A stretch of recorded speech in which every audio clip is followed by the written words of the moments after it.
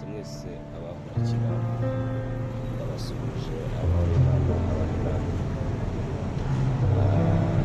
Nizere ko aho muri hose mumeze neza kandi Uwiteka akomeje kubagirira neza.